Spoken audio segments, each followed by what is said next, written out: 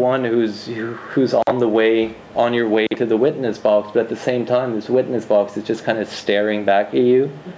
To me, just an evil picture. It's, so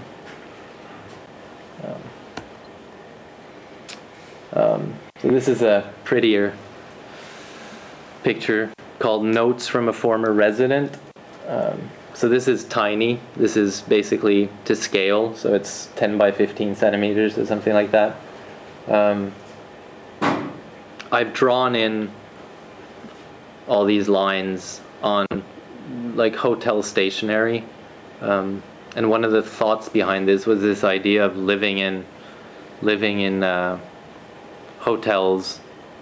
This idea that the room that you're in has to, by the time you leave, there should be absolutely no trace of you. And I thought what it would be like if some sort of clever guy who needed some kind of attention but didn't want to didn't want to explicitly state their need for attention, had just left something like this in a hotel room for the next guy to see. If that would be kind of like when you find someone else's pubic hair or something like that under the blanket in the hotel you're in. There's something about this idea that we tend to think of all these other people who have been there before us, but not the fact that we're actually one of those people, so that room is only yours kind of before you arrive. Once you're in that room, you're already the one who has to be kind of forgotten and eradicated by the room. Yeah, that was that. And which I think speaks of this, I mean, this need to both remain, to be seen, but at the same time remain anonymous, that we want other people to acknowledge us, but we don't want to be seen as someone who needs to be acknowledged. So this is another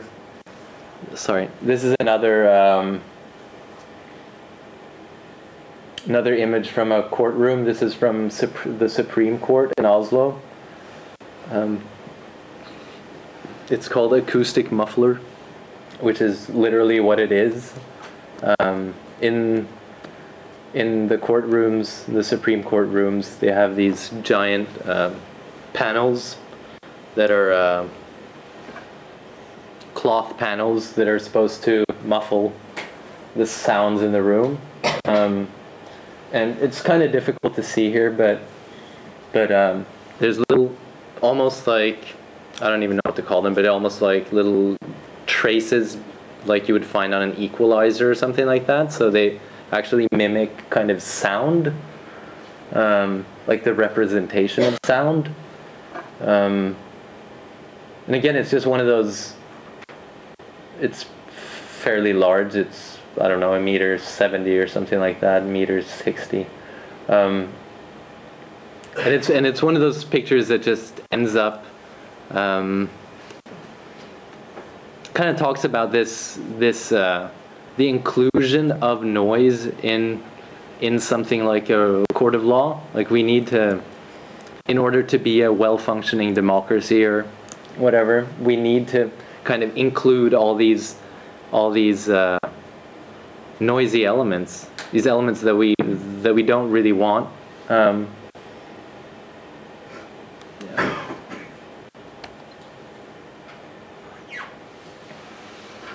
This image is called Detail.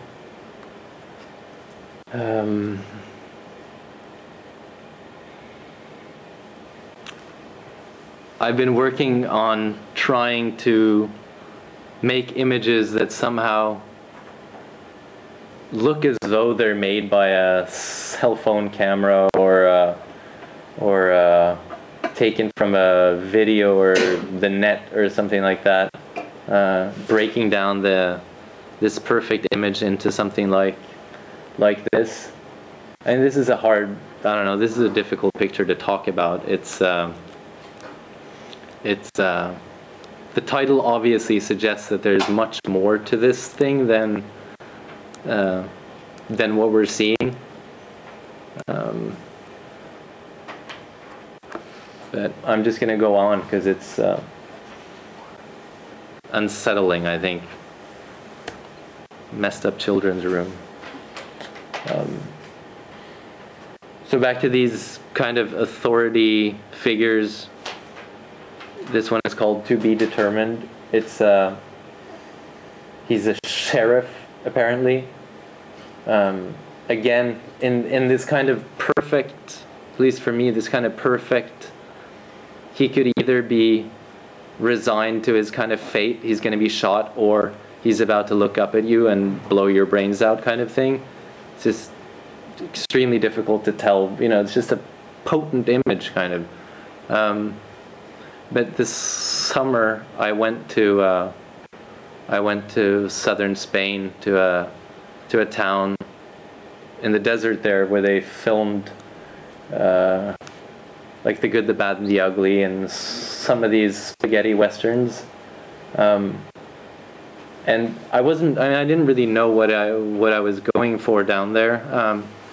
But I had these images of, for example, my father and this principal, and you know, various kind of authority figures in mind, and thinking, what does that kind of look like today? Like we have, I mean, the sheriff of these westerns are typically just like good guys who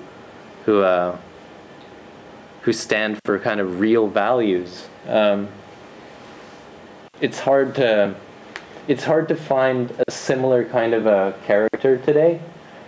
So there's another image later, and I'll talk a bit more about it then. Yeah. This is Workhorse. A bunch of my work is really, I mean, animals have figured in my work for a long time.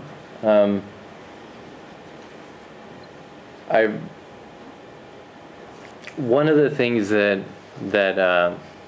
kind of interests me about, and I talked about ambivalence earlier. I think one of the main, call it, uses of ambivalence is domestication, to kind of put someone under your thumb, to make them do what you want them to do, to make a threatening situation or person or whatever less threatening. These images of animals, I mean, obviously domestic is used either about home or, especially in relation to animals, domesticated animals, animals that have been tamed in order to do our jobs for us. After I'd made this picture, I realized that Shetland's pony, I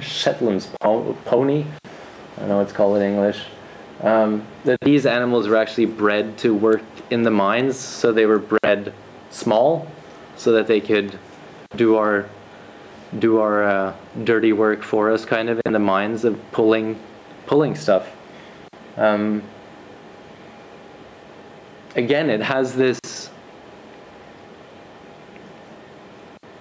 I think, at least I do, but I think from hearing other people talk about this image as well, that there's a sense that obviously this creature, this animal, is looking at us. It knows you're there. That's at least the feeling we get, and I don't necessarily think that's true. I don't really think it gives a shit whether you're there or not. And there it is. It's kind of hard to see on this projector, but you know, this animal is naked, you know, as all animals are, but very naked. Its penis is just hanging down. It's and again, we're looking at this thing much like we look at all these animals, you know, on nature programs and whatever. We look at them and we treat them, we give them kind of a human quality. I'm not sure. I read an essay not too long ago that that kind of likened how we look at animals to our being like almost like desperate lovers. Like we need these animals to see us. We need animals in general to acknowledge us so that we feel like more of an animal and less of something, you know, de-animalized or whatever. I think there's a lot of truth in that we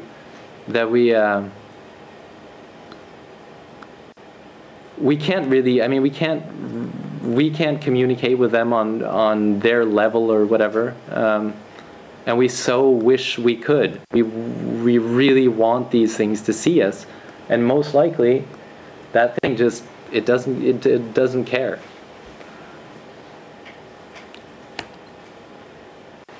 So this is an image called Night Sky. It's yeah, it's an image of the sky at night.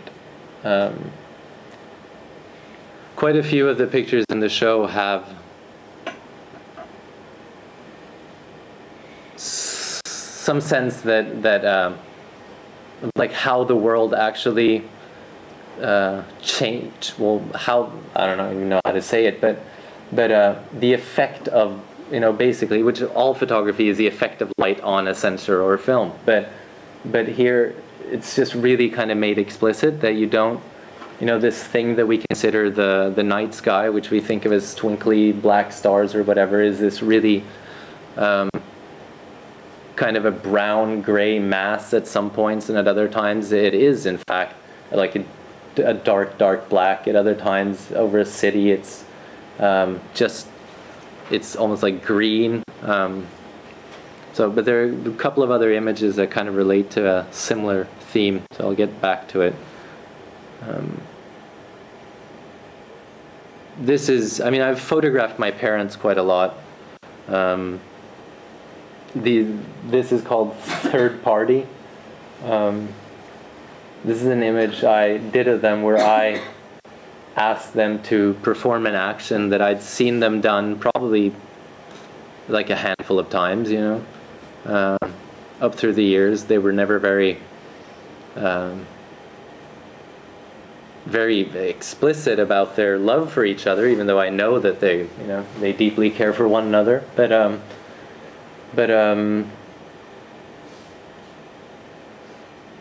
There's something really, again, really eerie about this, that what appears to be, or what could at least be seen as my shadow on that picture, like I'm making them perform an action that they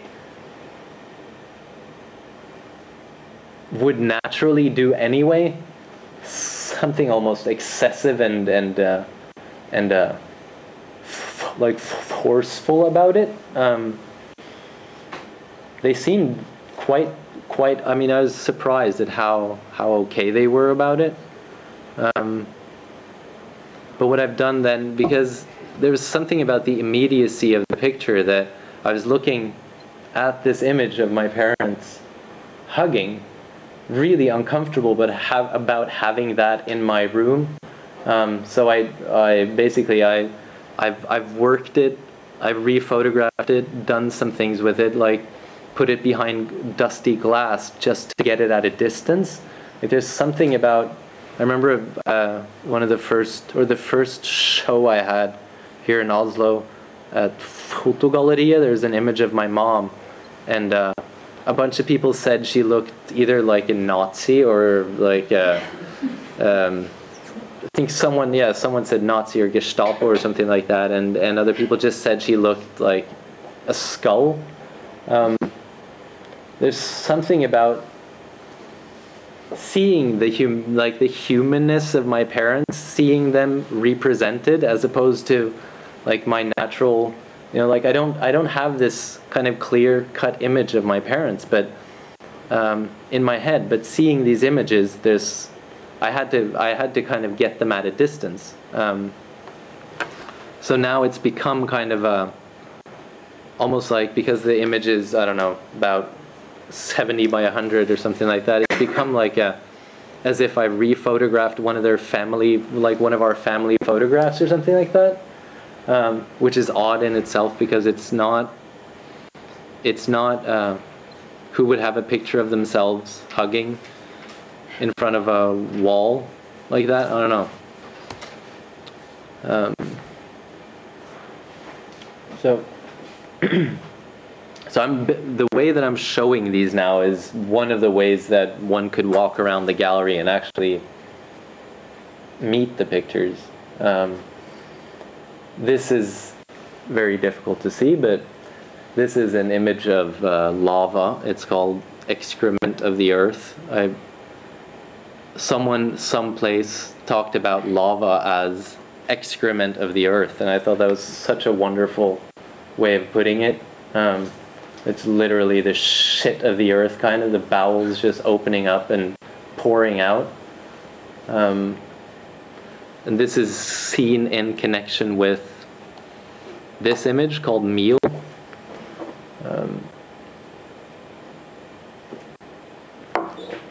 Which is obviously looks like a very, I don't know, it probably doesn't look that tasty, but, you know, it looks as if we're getting ready for, just started our meal.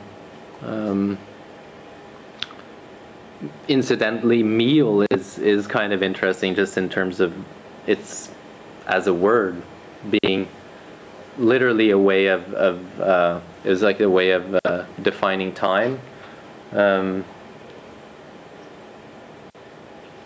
thought that was that we structure our day by these things like our meals, and that the word actually comes from that. There was actually a way of dividing up the day.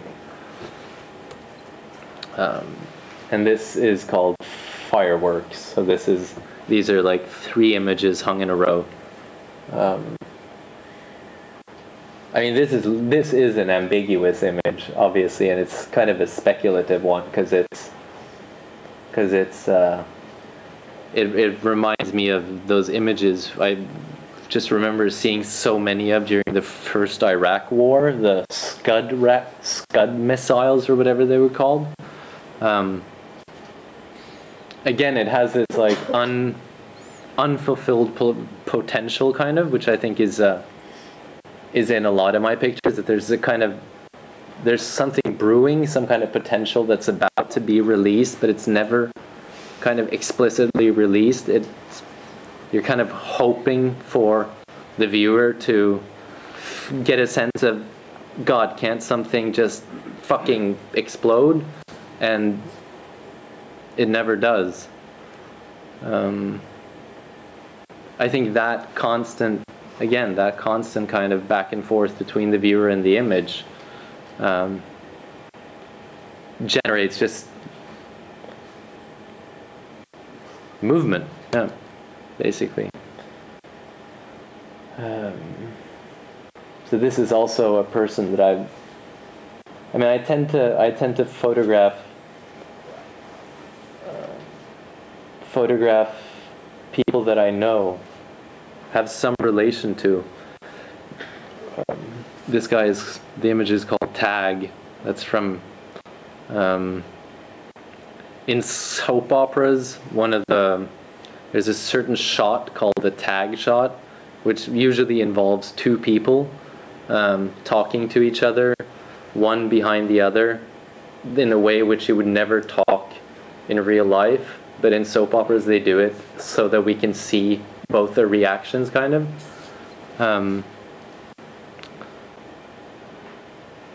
He's about to kill someone is what it looks like, obviously. And this kind of hangs together with this night sky image. This is called Sun Setting on Gray Curtains. Again, this is from another one of those when I was in these hotels earlier this summer, or in the last summer, you know, very generic hotels. They all look the same. They have gray curtains. Something about how the world kind of transforms, how light transforms these objects and things we're used to looking at. This isn't a property of the of the curtains themselves. This is light playing on the curtains. Pretty. This is blunt object. So this is more in line with some of these other objects that I've done, where again, once you stand in front of the image is hung in such a way that there's no kind of, like, it's perfectly within reaching distance, kind of. And again, this feeling that you can just, reach out and grab this thing and hit him in the head, because they'll be kind of hung right next to each other. And he's called Neighbor. I mean, I like this idea of, I mean, though I find it difficult, I like this idea of treating images as though they're real. That you can kind of, play out something. Some kind of secret dark desires you have. Like, I don't want to hit this guy in the head, but when I see him next to this object, I do really feel like I want to just pick it up and just bash him. I think it's probably a healthier way of doing it than doing it in real life.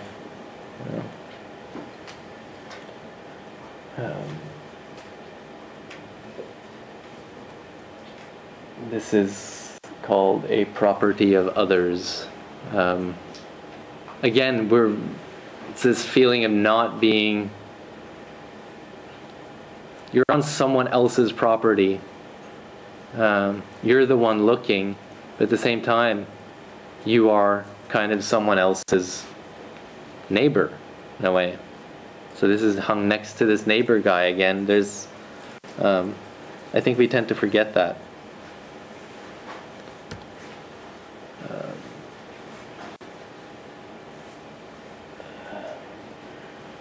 And this is called East.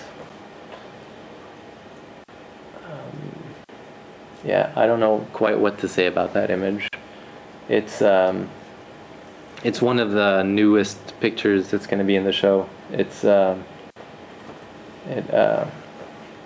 kind of a big contrast from all the other work, and especially in terms of the color. I was thinking about that. How do you, when something is such a kind of a perfect system, how do you show an alternative to it, and do you need to?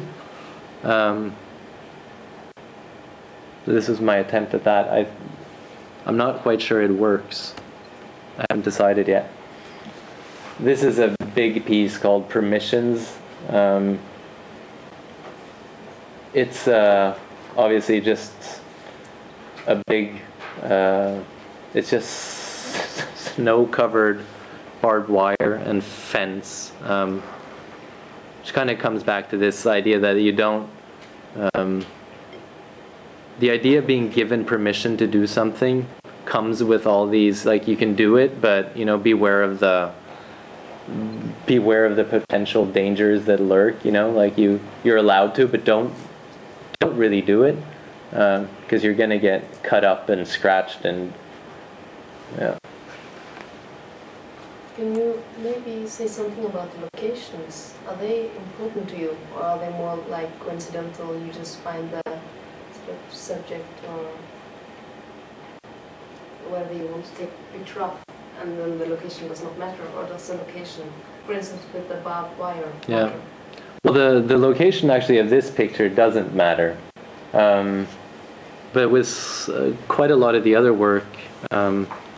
Like, for example, these cowboys, the fact that they were photographed in the place where they did films like The Good, the Bad, and the Ugly is obviously, there's some kind of, I mean, you have to kind of take my word on it, but there's something about saying that this was made there that informs the work, so that all of a sudden you know that this isn't like I haven't just made a cowboy picture to make a cowboy picture. This is a guy who's dressed up for the summer to play a part, so the tourists can come and watch him play the good sheriff, and And similarly, these pictures of hotel rooms, like the sun setting and the little notepad, these were made.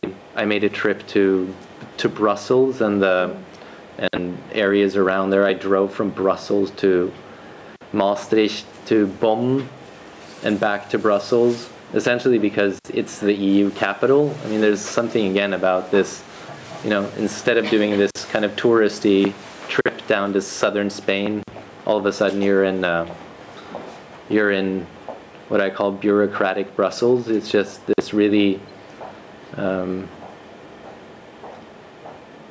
just really, I mean, it has a bunch of connotations that are there. The same goes for, some of the work is from the States, from the Midwest in America, like the lava picture and some of these houses and facades and things. And I mean, you know, there's obviously, there's a reason for it, but it's not, again, it's not, usually it's not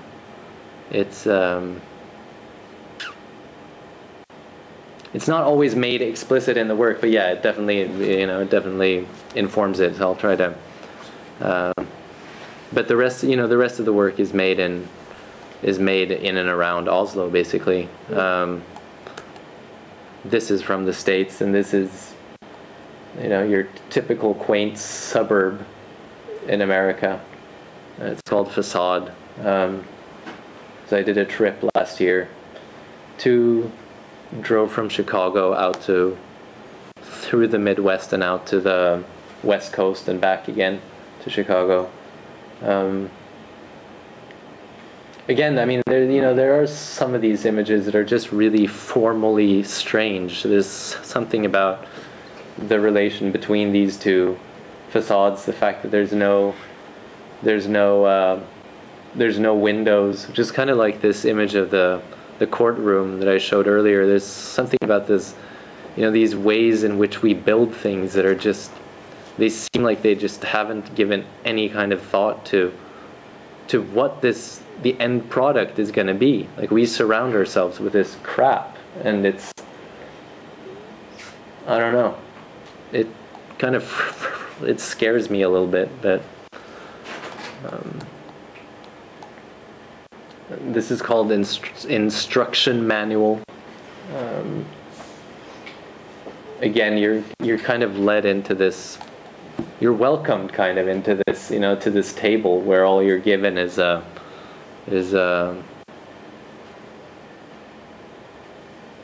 of some happy faces on a magazine. It's not even a magazine, it's an instruction manual for some kind of dishwasher or something. And so, well, now you can barely see him, but this is called Hurt While You Kill, which was, again, this is, you know, these are these guys they have a summer job playing cowboys for tourists who come to watch them, and they walk around. Literally, I mean, they were really in character the whole time I was there, and they were drinking and gambling, and, you know, they were just really living the life of the old Wild West kind of. But I wanted to make an image that was like, what is this? You know, this song "Working Class Hero," where it says you have to smile while you kill. One of the things that I thought about is this, kind of changing that up a little bit, and you have to hurt while you kill. Like, you have to kill, but you have to at least show some kind of humanity while you're killing. So this is a huge image. It's 2.5 meters wide.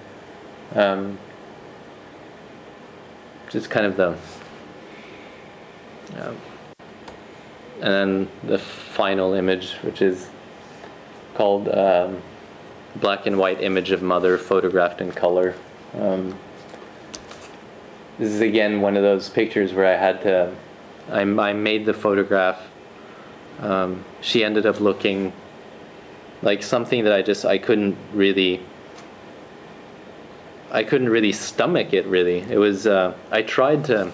It's interesting. I tried to make her out to be a mother rather than my mom. I tried to dress her up and, you know, do all these things to her, to kind of put her in a setting that's, you know, just so unlike her. And that kind of fictive reality, or that kind of fiction, ended up making something that was just her. It looks like her death mask.